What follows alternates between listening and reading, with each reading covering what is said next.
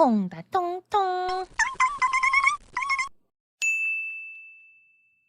이때 배비장은 다리를 버둥거리며 서기에게 빨리 끌어내라고 소리쳤다. 서기가 끌어내는 바람에 배비장이 쓴 노쇠 번거지가 훌렁 벗겨졌다. 사나이 3명이 몽둥이를 들고 대문을 열고 나왔다. 도둑놈들 꼼짝 마라! 배비장은 개떨듯 하면서 엎드려 있었다. 사나이들이 배비장을 몽둥이로 후려치려고 할 때 서기가 가로막았다. 이 육모방망이가 보이지 않느냐? 나는 제주부 아전인데. 아전이라는 말을 듣고 사나이들이 뒤로 물러났다. 너무 컴컴해서 소인들이 아전님을 몰라 배웠습니다. 그렇지만 개구멍으로 들여오려던 저 도둑놈은 흠씬 두들겨서 다스리겠습니다. 배비장은 기겁을 하여 엉금엉금 기어서 서기의 2 다리 사이에 머리를 들이밀었다. 서기가 사나이들에게 말했다. 술라를 돌 때 데리고 다니는 이 누렁이를 달라고? 그게 사람이지 어디 개입니까? 사나이들은 어둠 속에서 눈을 꿈뻑거리며 배비장을 살폈다. 내가 한양 양반댁에서 특별히 사온 개일세. 상투튼 개도 다 있습니까? 오호, 양반집 개는 주인이 상투를 틀어준다는 것도 모르는가? 이거 원 무식해서 말이 통해야지. 이때 배비장은 제가 개라는 것을 증명해 보이려고 냅다 소리를 질렀다. 월. 그래도 사나이들은 이상하다고 수군거렸다. 서기가 배비장에게 명령했다. 앞발 들어라. 배비장은 한쪽 발을 쳐들어 보았다. 오줌 마려우면 빨리 싸고 가자. 그러자 오줌 줄기가 사나이들을 향해 뻗쳤다. 기겁을 하여 피한 사나이들은 그래도 의심을 하였다. 개들은 한쪽 다리를 들고 오줌을 누는데 한양개는 2발 가운데에 있는 것을 붙잡고 오줌을 싸나? 서기가 사나이들에게 말했다. 하면 이 한양개한테 물으라고 명령해 볼까? 명령만 내리면 벌떡 뛰어서 목을 물었던데. 아이고 됐어요. 어서 요상한 한양개를 데리고 가십시오. 서기는 배비장의 상투를 쥐고 잡아 끌며 외쳤다. 가자. 그 상투를 튼 한양개도 몰라보니. 사나이들은 어느새 대문 안으로 들어가고 없었다. 서기와 함께 숙소로 돌아가던 배비장은 화가 나서 견딜 수가 없었다. 돈 준 거 200냥 내놔라. 서기는 그러겠다고 하였다. 한 푼도 안 쓰고 집에 갖다 놓았으니까 드리지요. 그렇지만 날이 깨서 홍랑랑자 개구멍으로 들어가려고 한 일을 사또께서 알까? 저는 그게 두렵네요. 그럼 내 모가지 달아나는 거지? 돌려드릴 테니 200냥 갖다가 염라대왕에게 바치십시오. 아이고 이놈아, 화가 나서 해본 소리다. 화가 나서. 돌려준다고 내가 받겠느냐? 배비장은 서기의 손을 쥐고 헛웃음을 웃었다. 나리의 배가 실수를 할 줄은 꿈에도 몰랐어요. 무엇을 그렇게 잡수셨길래 배가 개구멍에 걸려요? 이거 최후의 비법을 씁시다. 어떻게? 나리께서 장님이 되시는 겁니다. 아주 장님이 되는 게 아니고 홍랑랑자를 만나볼 동안만요. 그래, 네가 시키는 대로 하마. 배비장은 홍랑만 만난다면 무슨 짓을 해도 괜찮다는 생각이 머릿속에 꽉 찼다. 어느 날 서기가 배비장을 찾아왔다. 제가 홍랑랑자를 만나서 다 이야기했습니다. 접대 개구멍으로 들어가다 실패한 이야기를요. 그랬더니 뭐라고 하더냐? 혹시 엉덩이 뼈가 부러지지 않았냐고 걱정을 합디다. 그것은 홍랑랑자가 나리를 끔찍이 생각한다는 증거입니다요. 그 괜찮다고 하지 그랬어. 그래서 엉덩이가 부었으나 다 나았다고 했습니다. 잘했다, 잘했어. 오늘 아침에는 동네 우물가에 가서 부인들한테 얼싸 좋은 소식을 들었어요. 홍랑낭자가 아파서 누워있다는. 이놈아, 홍랑낭자가 아픈데 뭐가 얼싸 좋아? 아이고, 나리는 어째서 둘은 모르고 하나만 합니까요? 그러니까 나리께서 장님 점쟁이를 꾸며서 만나볼 기회가 생긴 것 아닙니까? 홍랑낭자 몸종에게 용한 장님 점쟁이를 데리고 간다고 전하기만 하면 돼요. 그래, 너한테 준 200냥 다시는 달라고 하지 않으마. 그날 저녁, 서기가 다시 와서 배비장을 장님으로 꾸몄다. 홍랑의 몸종이 기다리겠다는 약속을 받은 것이다.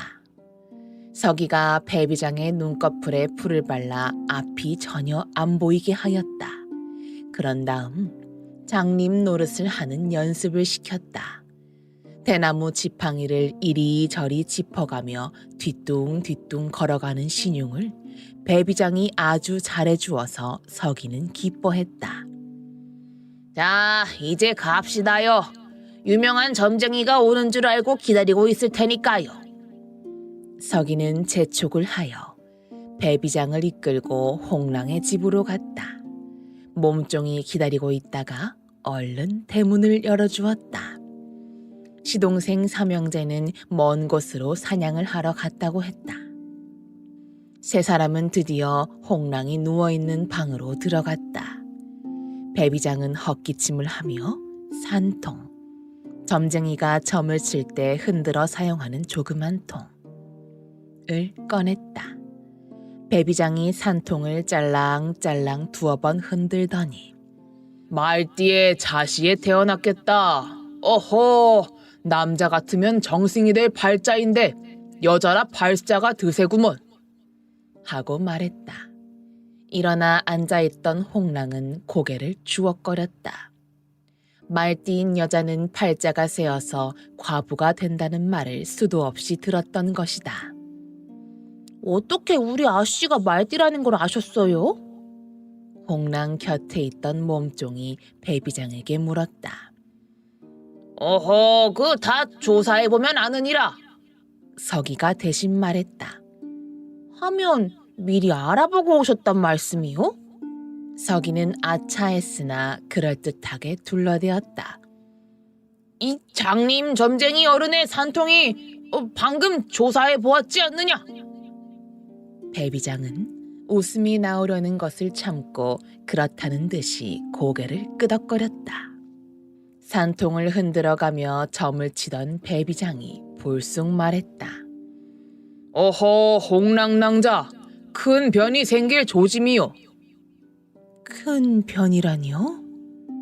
홍랑낭자가 놀라 물었다. 요새 배가 아파 누워있는 게 아니라 머리가 아프지요? 예, 머리가 지끈거리고 배도 와른거립니다. 어허. 배비장은 한숨을 푹푹 몰아쉬었다. 빨리 좀 말씀해 보세요. 답답해요. 언년을 내보내고 혼자만 들어야 하오. 홍랑은 몸종을 내보내었다. 서기는 가르쳐주지 않은 것까지도 의문스럽게 잘한다 생각하며 배비장을 바라보았다. 배비장이 심각하게 말했다. 머리가 지끈거리는 게 바로 상사병에 걸릴 징조입니다. 상사병에 걸리면 약도 없고 저승으로 가야 합니다. 홍랑의 얼굴이 단박에 찌푸러졌다. 한 가지 묻겠는데 그 사실대로 말해주십시오. 요새 홍랑낭자를 괴롭히는 남자가 하나 있지요? 산통이 그렇게 조사됐습니다. 예, 그 남자를 어떻게 생각하십니까? 무섭지요. 좋지는 않고요. 아직은 무서워요. 내가 목욕한 것을 훔쳐본 뒤 매일 그림을 그린다고 하는데 그것을 제주 곳곳에 붙이는 꿈을 여러 번 꾸었어요. 상사병에 걸리기 일보 직전이구만. 어떻게 하면 그 남자 꿈을 안 꾸고 상사병에 안 걸리나요? 보자. 배비장은 한참 산통을 흔들며 귀를 기울였다. 방 안에는 숨소리 하나 들리지 않았다. 드디어 배비장이 웃음을 띠고 말했다. 이 산통이 홍랑낭자를 살려주겠다 하오. 예?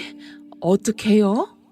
그 그림들을 활활 불태우게 해주겠다 하오. 아휴, 그럼 머리가 아플 이유가 없지요. 아니요. 그림을 몽땅 없애는 것만으로는 상사병에서 헤어나지 않소이다. 가마, 어디 보자. 근본적으로 상사병에 안 걸릴 방도를 점쳐봅시다. 배비장은 다시 산통을 쩔렁쩔렁 흔들어 보고 나서 고개를 갸웃거리며 말했다. 산골짜기에게 가르쳐준다. 이게 무슨 뜻인가? 옆에 있던 서기가 얼른 말했다. 아, 홍랑낭자가 다시 한번 그 산골짜기 웅덩이에 가서 목욕을 하시면 그 산통이 가르쳐준다는 겁니다요. 왜? 서기와 배비장의 대화가 이어졌다. 우선 상사병 귀신을 맑은 물에 씻어내야 할 것 아닙니까? 그렇지. 두 번째는 홍랑낭자가 남편 무덤에 가서 목욕을 하다가 남자에게 들켰다고 그 고백해야 되지 않습니까? 내 산통보다 네가 더 용하다. 그러고 나서 가만! 내 산통이 나에게 뭐라고 귀뜸해주는구나. 배비장은 산통을 들어 귀에 대고 한참 있더니 고개를 끄덕거렸다. 워낙 요사한 상사병 귀신이 홍랑낭자 머리에 붙어 안 떨어지려고 하니 홍랑낭자께서 내일 낮에 산골짜기에 가서 목욕하고 낭군님 무덤에 가서 이실 짓고 한 뒤에 다시 한번 저 산통한테 물으면 가르쳐준다 하오. 그러니 홍랑낭자께서는 내일 낮에 수고를 하고 흰 수건을 나무에 매달아 놓고 기다리시오. 그러면 목욕 다 하고 낭군 무덤 참배한 뒤에 그때 내가 올라가 이 산통에게 상사병 귀신을 몰아낼 방도를 물어 가르쳐 주리다. 배비장이 일어나려고 하자 홍랑은 얼른 준비한 복채를 내밀었다. 아이고, 아직 점이 안 끝났으니 받을 수 없소이다. 내일 최종 점을 친 다음 복채를 주소. 배비장은 서기의 손을 잡고 홍랑의 집에서 나왔다. 서기가 웃음을 터뜨리자 배비장이 얼른 손바닥으로 입을 막았다. 웃지 마라. 산통 다 깨진다. 혹시 조상님 중에 점쟁이 노릇한 분이 계시오? 네. 배비장의 점치는 기술이 보통이 아니었던 것이다. 모든 승패는 내일 낮 산골짜기에서 시원하게 결판이 날 것이다. 홍랑은 이제 내 손바닥 안에 들어와 있다. 배비장은 지팡이를 짚을 필요도 없이 나는 듯이 숙소로 돌아갔다. 이튿날 배비장은 서기와 함께 한라산 기슭으로 가서 중턱에 흰 기가 펄럭이기만을 기다렸다. 비장나리! 서기가 가리키는 산 중턱을 보니 하얀 손수건이 펄럭거렸다. 배비장이 친 어제의 점대로 홍랑 혼자 올라가서 목욕을 하고는 남편 묘소를 참배하고 난 뒤 장님 점쟁이를 기다린다는 신호였다. 배비장은 불이 나게 하얀 손수건이 나부끼는 곳으로 올라갔다. 과연 그곳에 홍랑이 오롯이 앉아 있었다. 누구시오? 홍랑은 놀라 벌떡 일어났다. 오겠다고 약속한 장님은 오지 않고 관복을 입은 배비장이 나타났기 때문이다. 홍랑낭자, 저는 장님 점쟁이가 가보라고 해서 온 배비장이올시다. 아, 서기가 말한 비장날이시군요. 홍랑은 가슴을 쓸어내렸다. 절 받으십시오. 배비장은 홍랑 앞에 절을 넙죽하였다. 홍랑도 얼떨결에 이것저것 따지지 않고 맞절을 하였다. 저는 장님 점쟁이가 하라는 대로 하는 것입니다. 그 산통이 가르쳐 준 대로요. 홍랑이 물었다. 어떻게 해야 제가 머리 아픈 병이 낫고 상사병 귀신이 물러난다고 하던가요? 배비장은 주머니에서 종이 문치를 잔뜩 꺼내자마자 불을 붙여 태워버렸다.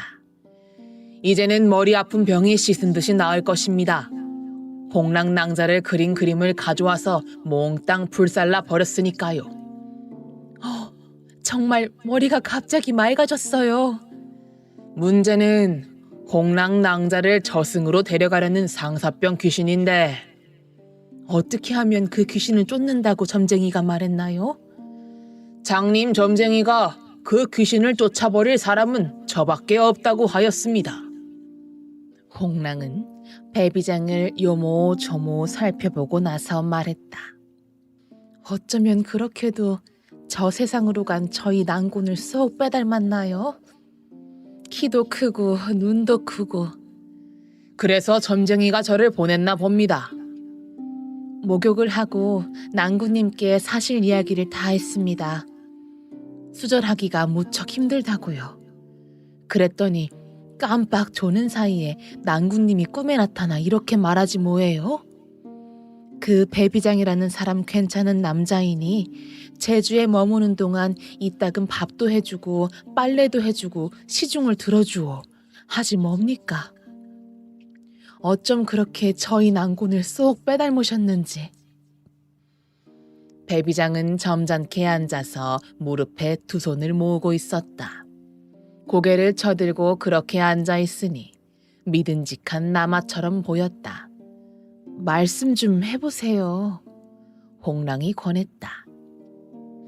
저는 홍랑낭자를 사모해 왔습니다. 하지만 낭자의 수절을 방해할 생각은 조금도 없습니다. 제 앞에 나타나 주시기만 하면 이렇게 쳐다보는 것만으로 행복하겠습니다. 그렇게만 하면 낭자를 저승으로 데려가려고 벼르는 상사병 귀신도 얼씬하지 못한다고 점쟁이가 가르쳐 주었습니다. 홍랑이 배비장에게 작은 목소리로 말했다. 어찌 남녀가 바라보는 것만으로 인연을 맺을 수가 있습니까? 저승에 있는 제 낭군님의 허락도 떨어졌으니 오늘 저녁에 해가 지면 찾아오세요. 과부인 시어머니는 친정에 가서 모레쯤 온다고 하였고 시동생 삼형제는 한 번 사냥을 하러 떠나면 한 일주일이나 되어야 돌아온다고 하였다. 언녀는 아랫말에 저희 집이 있으니 가서 자고 오라고 해놓겠습니다. 홍랑은 혼자 집에 있을 거라고 하였다. 홍랑은 집으로 돌아가고 배비장은 산을 내려왔다. 서기가 기다리고 있다가 물어보았다. 어찌 되었습니까? 네가 가르쳐준 대로 절을 하고 사정을 했더니 낭자는 지금 당장 죽는다 해도 수절을 하겠다더라. 장님 점쟁이가 온다더니 왜 오지 않았느냐고 화를 내면서 도망가 버렸다. 배비장은 거짓말을 하였다. 일이 잘 되었다고 하면 서기가 또 돈을 요구할지도 모른다는 생각 때문이었다. 그날 저녁 해가 질 무렵에 배비장은 서기에게도 말하지 않고 혼자 홍랑의 집으로 갔다. 홍랑은 대문 안에서 기다리고 있다가 문을 열어주었다. 어서 오시와요. 몸종도 저희 집으로 보내어서 내일 돌아온다고 하였다. 짖는 개는 홍랑이 야단쳐서 찍소리 못하게 하였다. 집안은 조용하고 홍랑과 배비장만이 있었다. 배비장은 꼭 장가들러 온 기분이어서 흐뭇했다. 홍랑의 방으로 들어가 점잖게 앉았다. 홍랑이 보아놓은 술상을 들여오자 배비장은 기분 좋게 몇 잔을 거푸 마셨다. 오늘 밤은 아무 걱정하지 마시고 저에게 한양 이야기나 들려주시면서 지내세요. 네, 그렇게 하리다. 사실 저는 팔자가 센 말띠 여자라서 과부가 되었지만 수절하고 산다는 게 그리 쉽진 않아요. 술을 마시고 둘이 이런저런 이야기를 하다가 홍랑이 요를 깔고 불을 껐을 때 밖에서 누군가가 대문을 두드렸다. 안에 아무도 없느냐? 없어? 집을 비우고 어디를 갔나? 홍랑은 기겁을 하였다. 외삼촌이 웬일이지? 다급했다. 성격이 불같은 외삼촌은 대문을 열어줄 때를 기다리지 않고 담을 넘어 들어왔다.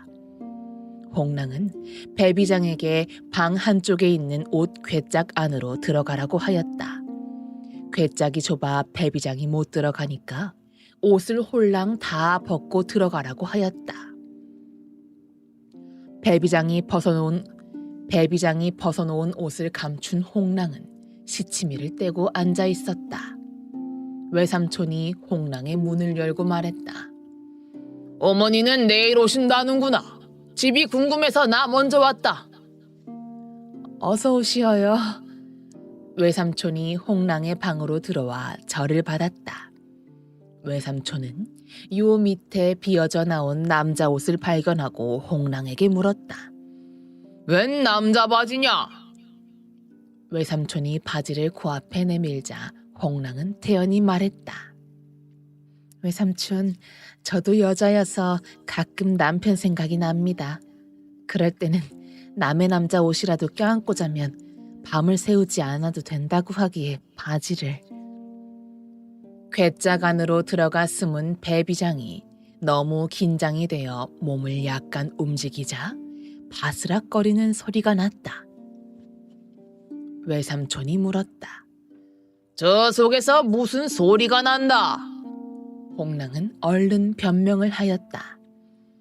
외삼촌도 보시다시피 자물쇠가 채워져 있지 않습니까? 무슨 소리가...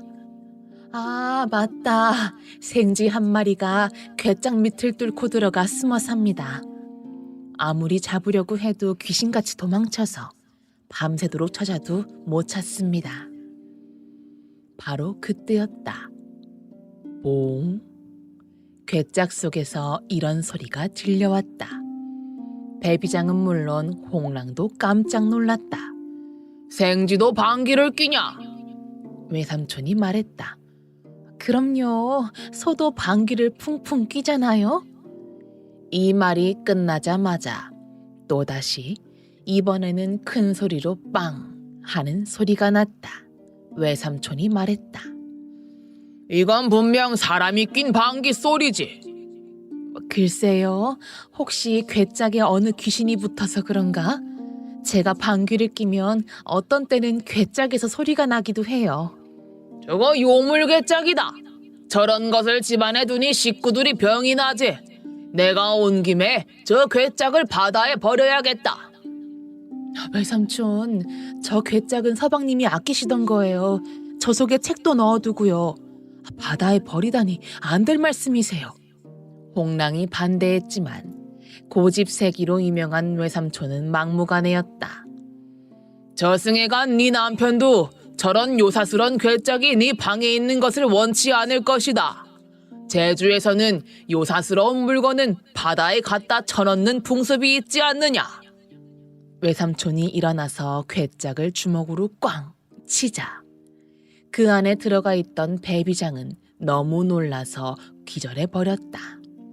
이때 방문을 여는 사람이 있었다. 저 사람은 누구냐? 외삼촌이 물었다. 저희 집에 잘 오는 친구의 남동생입니다. 서기가 시치미를 떼고 물었다. 우리 누이 안 왔어? 홍랑은 고개를 흔들었다. 외삼촌이 서기를 보더니 잘 왔다고 하였다. 종가, 온 김에 나하고 저 요물단지를 들어다 바다에 쳐넣세. 괴짝에 귀신이 붙었다면 집안에 가만 놔두어선 안 되지요. 외삼촌과 서기가 괴짝을 밖으로 내놓자 홍랑은 까무라쳤다. 외삼촌과 서기는 괴짝 밑에 작대기 2개를 대고 새끼줄로 묶어 앞뒤에서 들고는 대문을 빠져나갔다. 바다를 향해 가던 2 사람은 괴짝을 내려놓고 쉬었다. 어르신, 신간사또께서 부임해 오신 뒤로는 이 법이 바뀌어 바다에 내버릴 것은 뭐든지 관가에 신고해야 합니다. 그런가? 그리하여 괴짝은 바다에 버려지지 않고 관가 동헌뜰로 옮겨졌다. 서기가 신고를 하였다. 한밤중에 귀신이 붙은 괴짝을 심판한다는 소문을 들은 북은 백성들이 동헌뜰로 모여들었다. 귀신이라는 말에 모두 몸을 움츠렸다. 사또가 나타나 말했다. 이 괴짝에 귀신이 붙었음을 발견한 사람의 말부터 들어보겠도다. 그러자 외삼촌이 나서서 말했다. 소인이 조카네 집에 가보니 이 괴짝이 바스락거리는 소리를 내더니 방귀를 뽕뽕 끄지 뭡니까? 그러니 귀신이 붙은 게 분명합죠. 사또가 명령했다. 하면 요망한 괴짝의 볼기를 육모 방망이로 매우 치거라.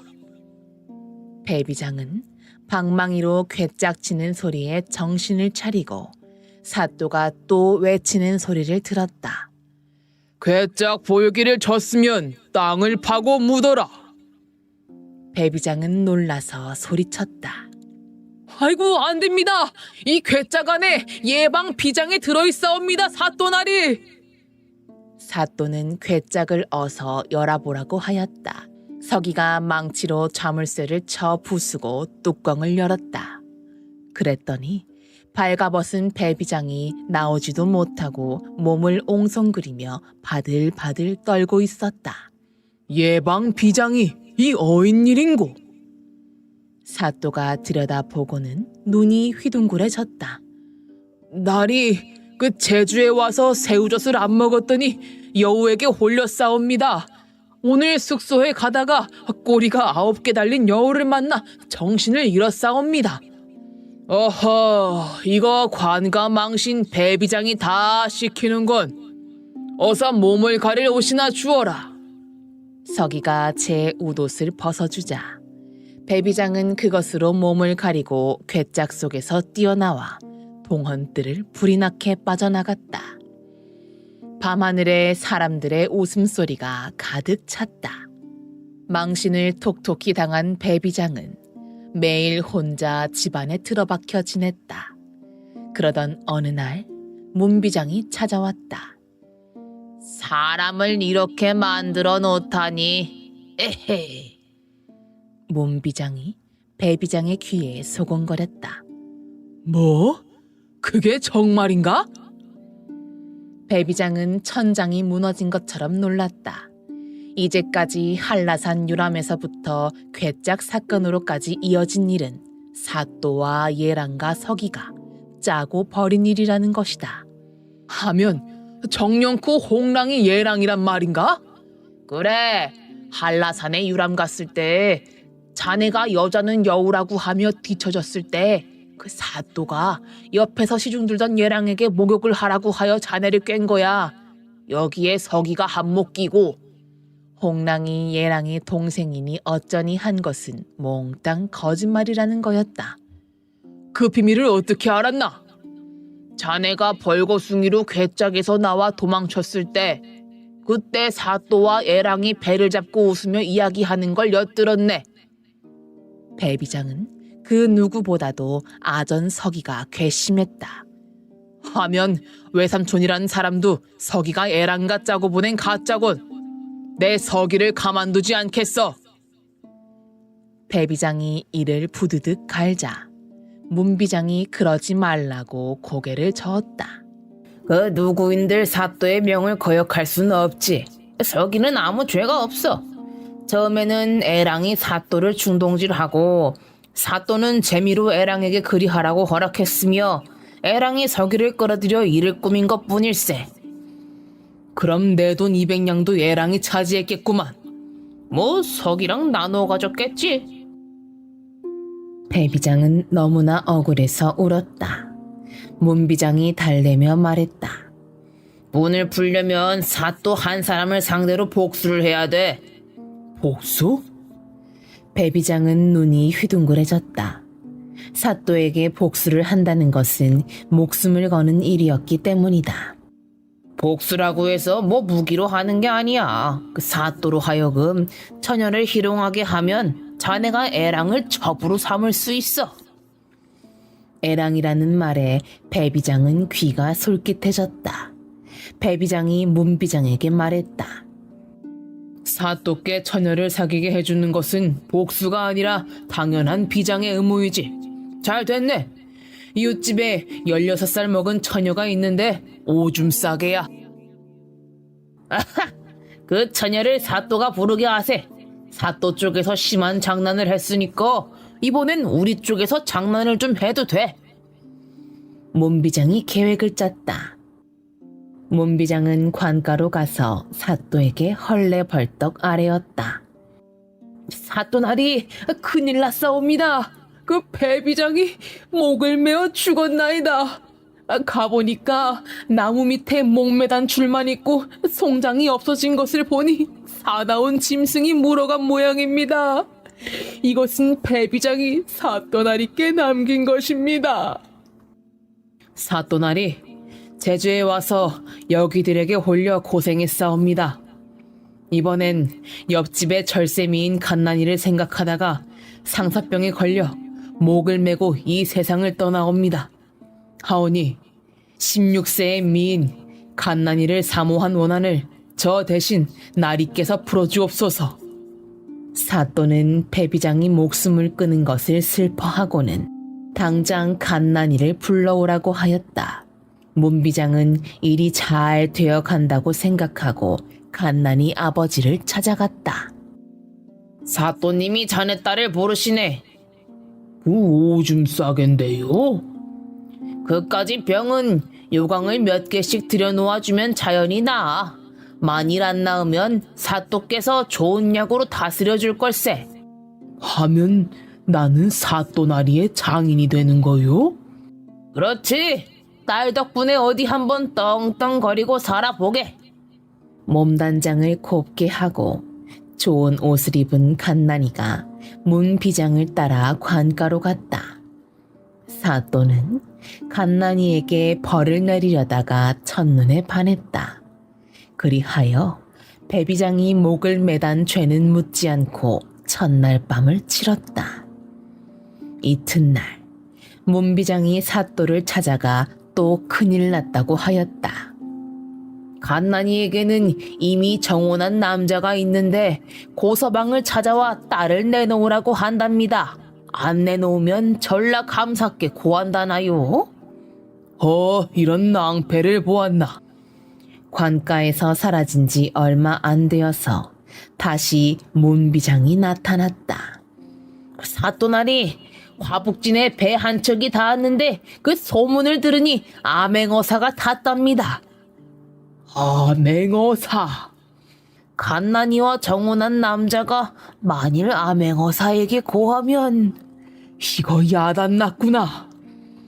갓난이와 당장 혼례식을 올리시면 됩니다.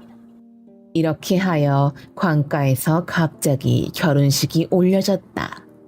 사실 갓난이와 정혼한 남자도 없고 암행어사가 배를 타고 온 것도 아니었다. 잔치는 사흘 동안 베풀어지고 백성들이 찾아와 술과 고기를 먹었다. 마지막 날 사또 앞에 키가 큰 사나이가 나타났다.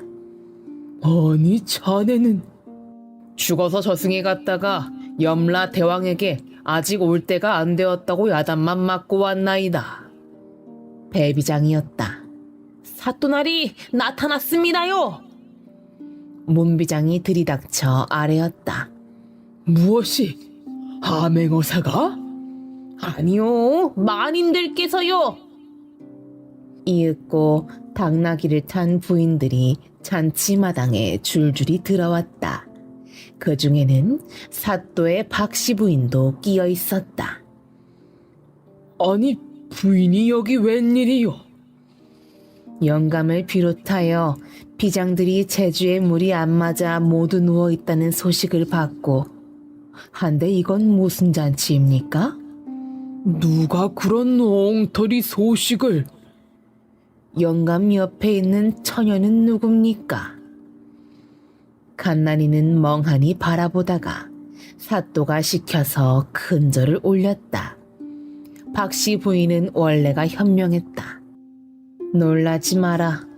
자고로 양반은 첩을 두어도 되는 법이다. 사또가 부인에게 물었다. 그 집은 누가 지키고 있어? 늙은 하녀 혼자 있어야 하는데 귀인이 들어왔습니다. 귀인? 소월이라는 기생이입니다. 전에 영감께서 진사 노릇을 할 때 몇 번 만난 적이 있다고 하더군요. 영감이 제주 목사로 가게 되었다는 소문을 듣고 찾아왔길래 이미 떠났다고 했지요. 그랬더니 몸이 안 좋아서 기생 노릇 못한다기에 하녀와 함께 우리 집이나 지키며 약을 쓰라고 했습니다. 잘했어. 참 잘했어. 내가 20세 전에 장원급제한 것은 소월의 힘이 컸지 않소. 달을 가지고 풍월시를 지으라기에 소월을 떠올리고 조용한 밤에 소가 달을 보고 웃으니 별들이 외양간에 쏟아져 내려와 놀고 갔다는 시구를 하나 더 넣어 명시가 된 거요. 영감께 임기를 마치고 돌아올 때까지 책을 읽으며 시 짓는 공부를 한답디다. 오, 소월이. 하면 말년에는 소월이와 시를 짓고 시를 읊으면서 지내면 되겠구만. 부인들이 온 뒤부터 비장들은 외롭게 지내지 않았다. 특히 배비장은 호랍이 신세를 면했다. 사또 김경은 오줌 싸게 병이 나은 갓난이와 함께 재미나게 지내고 모든 것이 질서가 잡혀서 백성을 잘 다스렸다. 이런 낌새를 알아차린 배비장은 문비장과 의논을 하여 매일 수포동에 올라가 목욕을 하였다. 언젠가는 홍랑이, 아니 예랑이 목욕을 하러 오겠지. 그러던 어느 날 배비장은 애랑을 만났다. 어머나, 여기는 웬일로? 홍랑이 보고 싶어. 아, 이제는 또 골탕을 먹이지 않겠지? 전번은 미안하게 됐어요. 사과받고 싶어서 온 게 아니라 사랑받고 싶어서 왔소. 또 애랑에게 전해줄 말이 있어서 왔소. 내가 저승에 갔다 왔다는 것은 알고 있겠지? 예, 목을 메어서. 가서 염라 대왕이 보여주는 명부를 보니까 애랑이 금년에 저승으로 오도록 기록이 되어 있더군. 그 이유는 장부리로 남자들 금리를 뽑아간다고 되어 있고, 애랑은 자신이 죽는다는 것을 생각하고 너무나 무서워서 배비장의 품에 안겼다. 이젠 진심으로 내가 배비장 날이 첩이 되어드리려고 했는데 죽는다니 너무 미안해서 어쩌지요? 그럴 줄 알고 내가 염라대왕에게 졸라 허락을 받았소. 애랑이 금리 뽑는 버릇을 내가 고치겠으니 저승 명부에서 빼어달라고. 애랑은 나 죽은 다음에야 저승에 갈 걸세. 아유, 좋아라. 내 애첩이 되어주는 게지? 그럼요. 한데 집은 한 채 사주셔야 돼요. 그럼 사주고 말고. 이렇게 하여 배비장은 애랑을 첩으로 삼아 재미있게 지내었다. 배비장이 비장 벼슬을 얻어 제주에 온 지 3년이 다 되었다. 임기가 끝나서 사또와 함께 한양으로 돌아가야 했다. 집에서 어머니하고 약속하기를 한 3년이라 한 것도 잊지 않았다. 어머니도 보고 싶고 새우젓도 먹고 싶고 자꾸만 한양 생각이 나서 견딜 수 없었다. 그런데 한편으로는 제주를 떠나기가 싫었다. 애랑이와 한참 재미나게 지냈는데. 배비장이 애랑에게 말했다. 나와 함께 한양에 가지 않겠소?